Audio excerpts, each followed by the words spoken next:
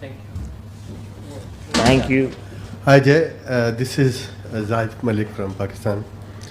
How you rate this World Cup as a Sri Lankan performance, and what about the today match as well?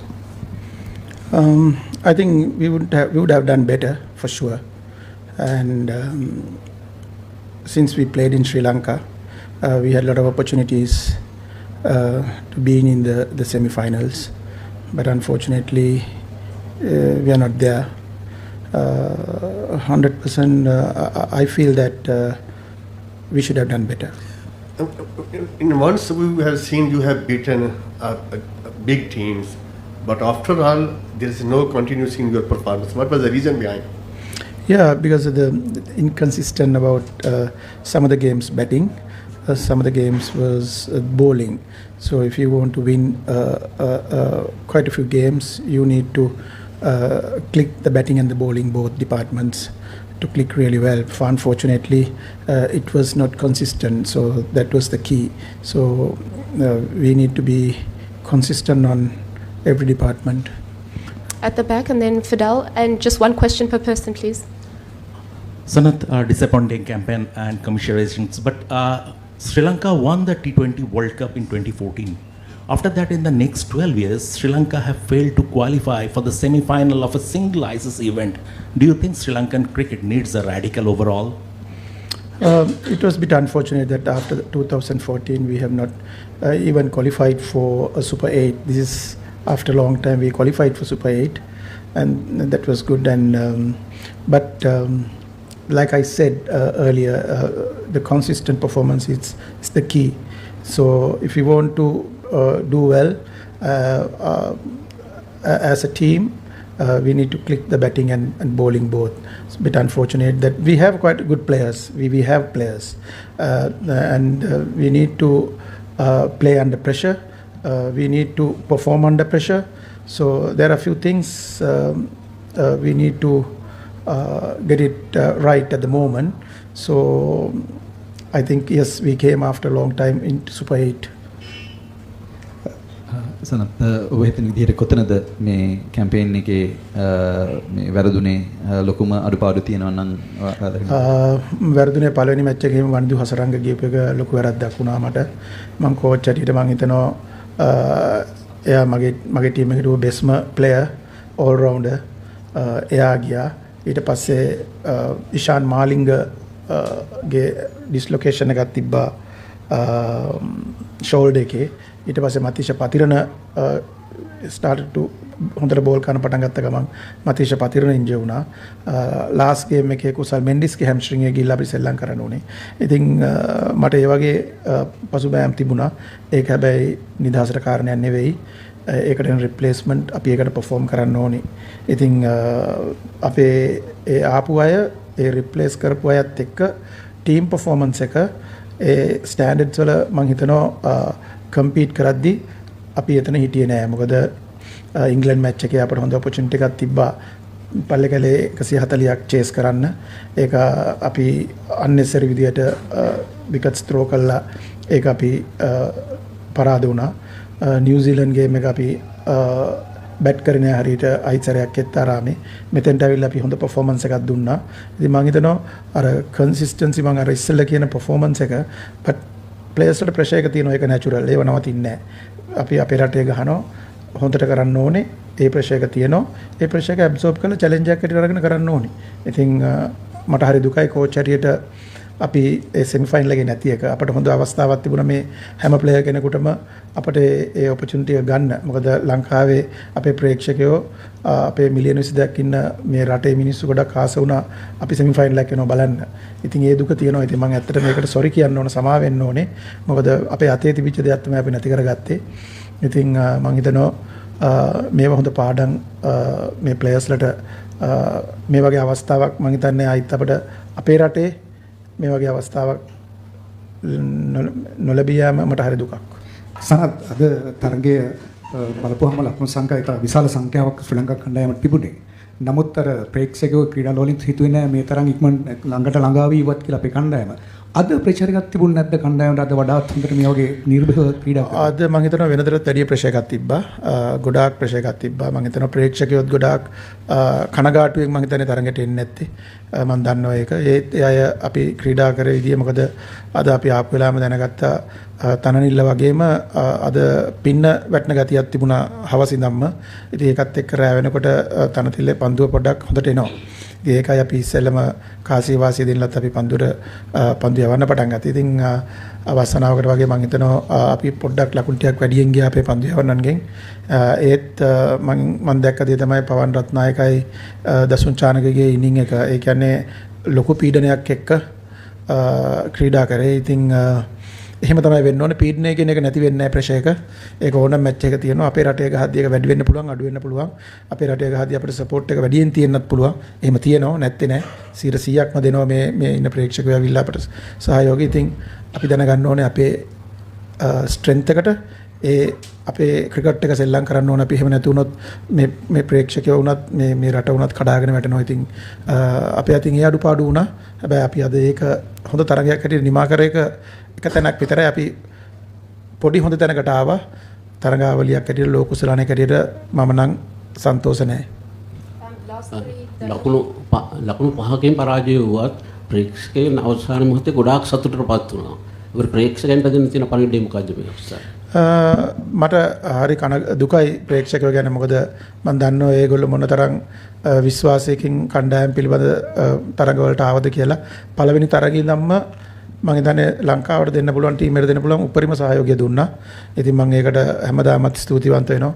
දුක කනගාටුව තියෙන්නේ නැති, අපිත් එක තරහ තියෙන්නේ නැති, අපිට බනින්න නැති, සමාජ මාධ්‍යෙන් බනින්න නැති, තමන්ගේ පාරේ දකින්න අපිට බනිනවා ඇති. ඉතින් ඒක අපි පිළිගන්න ඕනේ. මොකද හේතුව ඒක තමයි මේ රටේ තියෙන එකම ක්‍රීඩාව, ක්‍රිකට් ක්‍රීඩාව. අපි ඒක දන්නවා. ඉතින් අපි ඒක හඳුර කරන්න ඉදලාට ඒ අයට එන දුක වේදනාව ගැන අපි ඒක තේරුම් ගන්න ඕනේ. ඒක තමයි අපි බගාපත්ව අපි මේ විදිහට අපි ඉන්න ඕනේ. මොකද අපේ අඩුපාඩුව පිළිගන්න ඕනේ. ඒක ප්‍රේක්ෂකයන්ට අපිට දෙන්න බැරි වෙච්ච එක ගැන මම දැනුත් මගේ කනගාටුව මම ප්‍රකාශ කරනවා. ඔබ ඉදිරියේ Sorry, I'm so sorry, sir, to disrupt you, but we have to keep going. 1, 2, 3, and then we're finished. Thank you. Sanath, And please, can everyone stop walking out because you're disturbing the cameras, please? This is very disrespectful. Thank you. Sanath, after the Sri Lanka-England game, Harry Brook in fact had said that more than any other wicket, Pawan's wicket was the key for England because considering the way he plays against spin. So the way he played today, that would be a fair assessment, right? And also a word on Shanaka's knock today. Yeah, I think right from the start, Pawan was playing serious cricket. He was really good, and he was no hesitate to come out of the crease for spinners and work the ball. The loose ball, he hit the boundary on a 6. Young cricketer, never played before T20 cricket till he comes to this just before the World Cup, and he proved himself. Not only ODI cricketer and also T20 cricketer. I think great young talent for Sri Lanka, and it's good for the future Sri Lanka cricket. And I hope he will continue and he will do his hard work. It's just a start, long way to go. Because if you think that everyone think that he's a good player, but he has to work hard. That's the key. So he has been recognized really well, and who's playing very good for spin and also pace, and young talent for Sri Lanka and good prospect for Sri Lanka cricket. And also Dasun Chanaka played a brilliant innings under pressure as a captain, and also for last 2 games we let down our cricket loving public, and they came big crowd to support Sri Lanka, but we couldn't deliver as a team. And as a coach, I'm so disappointed with the results. And players tried their best, but that is not the best I want as a coach. I want them to be in a winning note, but in Sri Lanka, unfortunately, we couldn't deliver. So as a coach, I'm sad and I'm disappointed. We would have been in semi-finals since we played in Sri Lanka. So today, outstanding cricket, would have won that game. We just missed that for the winning 2 shots from Dasun, but it was good comeback. But we need to do a lot of things to get the team right direction to consistent performance.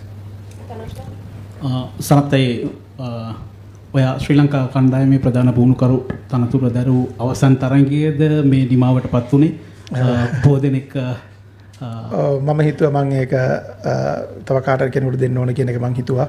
ඒකින්ද තමයි මම මාස දෙකකට වගේ ඉස්සෙල්ලා ඉංග්‍රීසි series එකේදී කිව්වේ මම මේකේ ඉන්න බලාපොරොත්තුවක් නැහැ කියලා.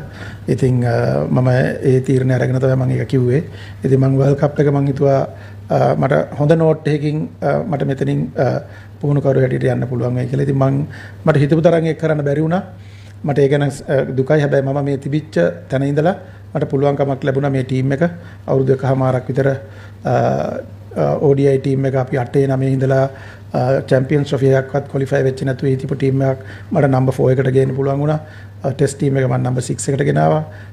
T20 එක නම්බර් 6 7 පොසිෂන් එකට ගිහලා අපි හැම එකෙම over 50% විනිං රේට් එකක් තියාගෙන මම ටීම් එක අරගෙන ආවා. මම තනියෙන් කරේ නෑ. මගේ සපෝට් ස්ටාෆ් එක මට මාර සපෝට් එකක් දුන්නා. පළවෙනි දවසේ ඉඳලා මම ආපු දවසේ මම එයාට කිව්වේ මට උදව් කරන්න. මොකද මම කෝච් කෙනෙක් හැටියට මට එක්ස්පීරියන්ස් එකක් තිබුණේ නැහැ කියලා ඔයගොල්ලෝ ඔක්කොම දැක්කා. හැබැයි මම ගහපු ක්‍රිකට් එකේ හැටියට මට ඒක මැනේජ් කරන්න පුළුවන් වුණා. මම ඒක කරා. ඉතින් මම හිතනවා මම ඒ කරපු දේවල් වලින් මට සන්තෝෂ වෙන්න පුළුවන්. හැබැයි මට සන්තෝෂ වෙන්න බෑ වර්ල්ඩ් කප් එකක් ඉවර වෙච්ච විදිය. මට ඒ ගැන ටිකක් දුකයි. ටිකක් නෙවෙයි හොඳටම දුකයි. ඉතින් බලමු මගේ කොන්ට්‍රැක්ට් එක ජූනියර් එකක් තියෙනවා. ශ්‍රී ලංකා ක්‍රිකට් එකට මම තාම ඔෆිෂියලි දීලා නැහැ කිසිම දෙයක්.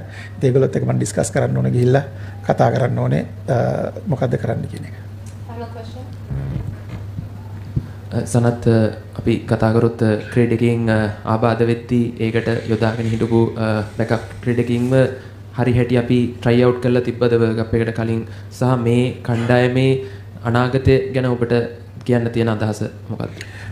මම හිතන්නේ අපිට ප්ලේයර්ස්ලා 25ක් 30ක් විතර අපි තියාගෙන තමයි මේකට ආවේ. ඉතින් අවාසනාවකට වගේ වනිදුගේ රිප්ලේස්මන්ට් එක නම් හරිම අමාරුයි. ඒ රිප්ලේස්මන්ට් එක හොයන්න බෑ දැනට. ඉතින් ඒක ටිකක් අමාරු රිප්ලේස්මන්ට් එකක්. මතීෂ පතිරණ වගේ ප්ලේ කෙනෙක්ගේ රිප්ලේස්මන්ට් එකක් හොයන්න අමාරුයි. ඉතින් කුසල් මෙන්ඩිස් ලාස්ට් ගේම් එකේ හැම්ස්ට්‍රින් ඉන්ජරි එකක් ආවා.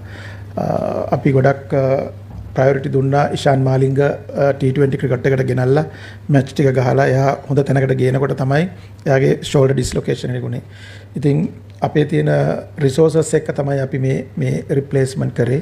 ඉතින් මම සමහරක් වෙලාවට එයාට ඒ ෂූ එක ලොකු වෙන්න පුළුවන්. දුෂාන් හේමන්තට එහෙම ටිකක් ඒක ටිකක් බැරෑරුම් වෙන්නේ නැති. ඒක එයාට ඇබ්සෝබ් කරගන්න එක.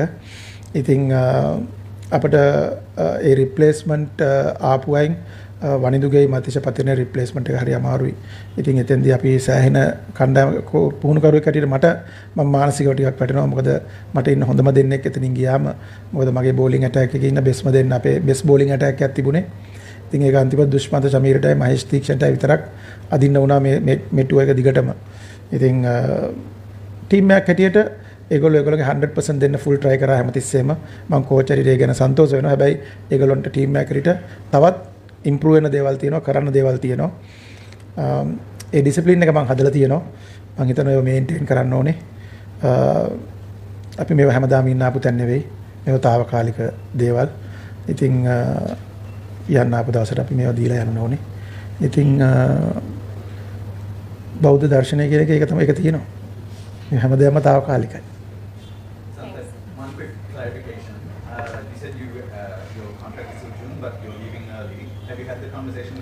Not yet. That is why since I have told this, I've never had a discussion. They don't know actually.